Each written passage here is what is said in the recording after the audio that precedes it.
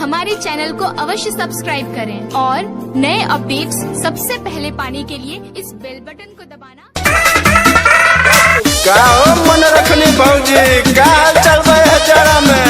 अरे का कहिए देवर जी, गर्मी में तो ठीक ना रहे लेकिन ठंडी में तो जानते बनी रहुआ।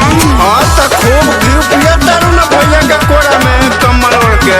अरे तो का करी, जाड़ा के दिन बा। हाँ तो चापल रह धर के तोहरे नुराज बा।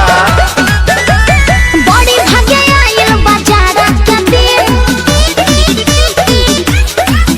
आ चालू होइल भवाला मशीन। अरे बड़ी भागे आइल बा जाड़ा के दिन, चालू होइल भवाला मशीन। सापो के जड़ से लपटल रहे।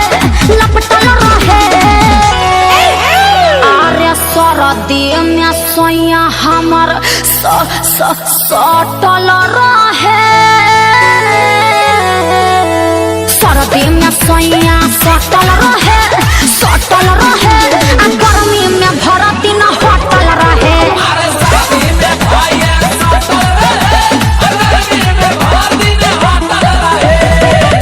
हाँ तो जाड़ा में नारा सरकावित रह।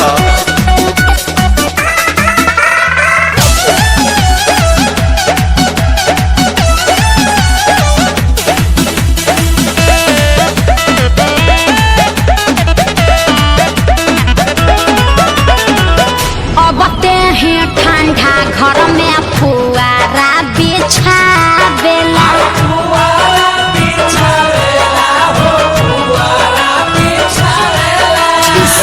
कोरा में चाय पी के कंबल ओढ़ावेला।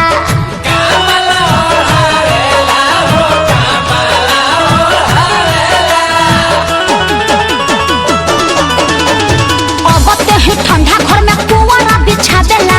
कोरा में चापी ऊपर कंबल ओढ़ावेला। एनर्जी नवा करा हटल रहे। अरे सरदी में सोया अरे सटल रहे।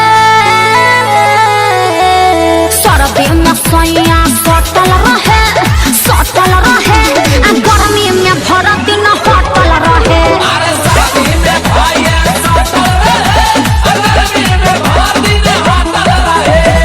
अरे भौजी हमरो जाड़ा में पारा चढ़त बा। कहाँ जाई रे?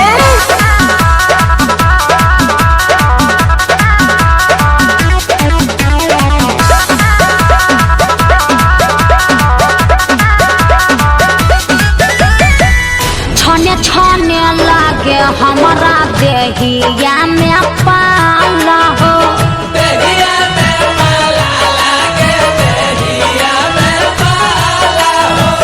गोड़वा में गोड़ जबा अर्जुन हमारा छुआला हो।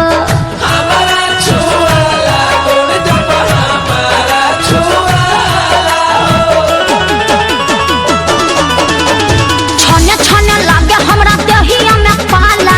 गोड़वा में गोड़ जबा हमारा छुआला। अरे मने न बतिया डटल रहे। अरे सरदी में सैया सटल रहे।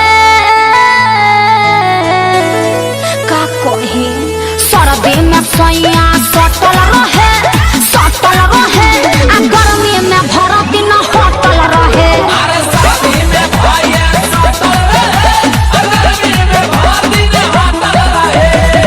तनी हमनियो के अपन बोरसिया में हाथ सके दे भौजी।